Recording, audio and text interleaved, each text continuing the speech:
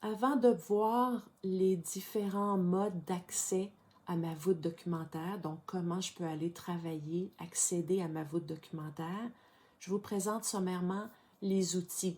Donc OneDrive, SharePoint, Teams, de quoi ça a de l'air et qu'est-ce qui sert à quoi. OneDrive, c'est l'espace de stockage de Microsoft en fait. Chaque utilisateur a un espace qui lui est privé, donc que seulement lui a accès et qui peut, à son bon vouloir, partager ou non les fichiers qu'il détient dans son espace. Donc, le contrôle de l'accès aux fichiers, elle est sous le contrôle de l'utilisateur. Donc, chacun qui a une licence a accès à son propre OneDrive pour pouvoir y déposer et gérer les documents.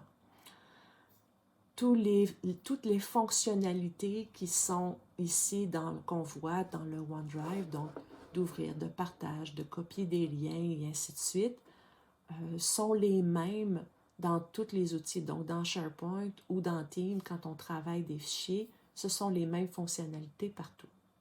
Pour ce qui est de SharePoint, en fait, il y a différents types de sites SharePoint. Donc, je vous présente sommairement les deux qu'on utilise principalement, mais il y a un troisième aussi qu'on a vu dans le plan de gouvernance. Donc, on a des sites de documentation. C'est ce que j'utilise pour les voûtes documentaires. Donc, c'est des sites classiques, centres de documents. Ils sont peu pollués, ces sites, par de l'actualité, des nouvelles, des conversations, des themes. C'est vraiment un site qui est organisé pour recevoir des bibliothèques de documents, donc des documents principalement. Quand je vais vers SharePoint, en fait, je peux voir ici que je n'ai pas de groupe. J'ai vraiment une voûte, donc c'est un site classique que là j'ai appelé la voûte de documentation. D'autres sites, un site d'équipe, en fait, à chaque fois qu'on crée une équipe dans Teams, ça crée un site d'équipe Teams, qui est en fait un site de collaboration. Quand on voit le nom groupe en dessous, on le sait, c'est un site collaboratif, un site d'équipe, avec lequel vient beaucoup de fonctionnalités de communication, comme l'actualité des conversations, tous les liens avec Teams se font de façon automatique. Et la sécurité dans les documents, elle est sous le contrôle des propriétaires des équipes. Donc, c'est les utilisateurs qui décident. C'est pourquoi le site de documentation, on le contrôle de façon corporative, donc par l'entreprise à l'aide des groupes de sécurité. Alors que dans Teams, c'est correct, c'est les propriétaires qui décident qui est membre de chacun des équipes et comment se fait le partage. Mais on distingue vraiment les deux mondes pour augmenter notre sécurité. Si vous avez besoin de faire de la diffusion, de diffuser des documents pour un plus large public, comme un intranet ou d'avoir vraiment un site web, ça peut être fait parfois sur SharePoint. Ça vient aussi avec des fonctionnalités différentes et des façons de travailler différentes. Donc, sachez que pour la voûte documentaire, j'ai vraiment utilisé le site Centre de documentation. Et les sites d'équipe, c'est des sites SharePoint aussi, mais qui se créent de façon automatique quand on crée une équipe Team. Un site SharePoint, donc c'est un site, une plateforme collaborative. SharePoint, c'est une plateforme collaborative qui permet de partager, qui permet de gérer du contenu, qui me permet de collaborer avec plusieurs membres de mon équipe. Les fonctionnalités documentaires, donc comme je vous ai dit, sont les mêmes. Sont les mêmes que dans OneDrive, sont les mêmes. Dès qu'on travaille dans des bibliothèques de documents, les fonctionnalités de téléchargement, suppression, ouvrir, partage sont toujours à peu près les mêmes, peu importe si je suis dans OneDrive ou si je suis dans un site SharePoint. Que je sois dans un site d'équipe ou que je sois dans un site voûte documentaire, ce sont les mêmes fonctionnalités. Pour ce qui est de Teams, Teams, en fait, c'est une plateforme qui me permet vraiment de faire de la collaboration, mais qui m'affiche tous les dossiers, toutes les bibliothèques de documents que je peux avoir dans différents sites. Je peux les afficher à travers Team. Je peux même voir mon OneDrive à travers Team. Mais en plus, Team, il y a plein d'autres fonctionnalités, donc la visioconférence qui vient avec ça. Ça permet aussi de stocker des documents dans fichiers de Team, donc dans des sites d'équipe Team. Ça peut aussi, on peut travailler avec OneNote à travers Team ou même relier plusieurs autres applications, Planner, Trello, même des applications externes. Et aussi des liens avec les calendriers et les agendas Outlook. De quoi ça a l'air, Team? Vous avez tous vos boutons de navigation, mais principalement, ce qu'on va regarder dans le cadre de vidéo, c'est les conversations et les équipes. Mais sachez que vous pouvez accéder à vos fichiers de OneDrive et ou aux fichiers de la voûte documentaire à travers l'onglet Fichiers, le 6e point. Vous pouvez aussi afficher d'autres applications. Vous pouvez aller directement dans votre calendrier Outlook, mais à travers Teams. Donc, toute la navigation est possible. C'est vraiment une plateforme qui me permet d'afficher plusieurs sites, d'afficher plusieurs environnements ou applications qui sont dans SharePoint, dans Microsoft 365. Pour les conversations, vous pouvez donc les utiliser pour converser, chatter en anglais, donc avec des personnes, donc des entretiens individuels, 1 à 1, ou des petits groupes qui ne sont pas des groupes officiellement constitués dans le cadre d'équipe Team, mais c'est aussi un endroit où il peut y avoir des conversations de réunion.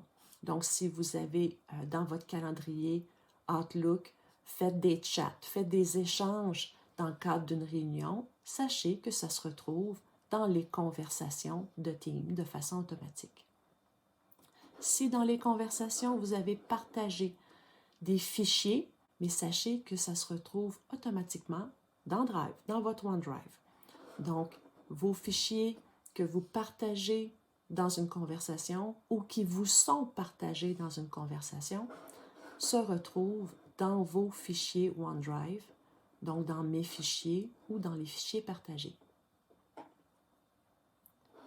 Pour les équipes et les canaux, donc dans Team, vous pouvez créer des équipes et des canaux, donc d'avoir des groupes préétablis, déjà statués, par exemple pour un service, pour une équipe de travail de projet. Donc, vous pouvez les créer à même Team. À chaque fois qu'on crée une équipe Team, ça crée un site SharePoint d'équipe Team. Donc, plus on crée d'équipes, plus ça crée des contenants dans Microsoft 365 et plus donc ma documentation devient exponentielle et devient éparpillée dans plusieurs sites. C'est pourquoi je vous recommande vraiment de limiter le nombre d'équipes Team. Donc, de créer idéalement, de normaliser les équipes corporatives. Donc, on crée pour une petite entreprise, ou moyenne, on peut créer une seule équipe Team au nom de l'organisme ou de l'entreprise. Et ensuite, on peut aller créer un canal. On va avoir un canal général automatique qui va se créer, mais on pourrait aller créer une équipe par canal ou par service, par exemple. Une équipe comme ici, je vois pour le marketing, une équipe pour les finances, une équipe pour l'aménagement, si je suis en milieu municipal, et ainsi de suite. En très grande entreprise, parfois, ça va faire beaucoup de canaux et il y a beaucoup de services sous les canaux, donc ça devient avec une architecture beaucoup trop complexe. Dans ces cas-là, je vous recommande de créer une équipe par département avec un canal par service, par exemple, ou par sous-équipe. De limiter à cette structure de canal dans Teams, c'est vraiment les bonnes pratiques et ça permet d'arrêter l'hémorragie de création de sites SharePoint. Dans chacun de ces canaux, vous allez voir dans une autre vidéo comment faire, mais je vous recommande vraiment d'aller ajouter un onglet pour inviter l'équipe à alimenter, à travailler directement dans vos dossiers d'affaires, dans votre voûte documentaire. Aussi, comment limiter le nombre d'équipes, c'est en plus d'utiliser une équipe corporative avec des canaux par service. Si vous voulez utiliser Team pour travailler des projets, des très gros projets, ou pour ouvrir à l'utilisation ou au partage externe, je vous recommande vraiment de mettre des procédures et d'encadrer les façons de faire pour pas que ce soit tout le monde qui puisse créer des équipes sans contrôle.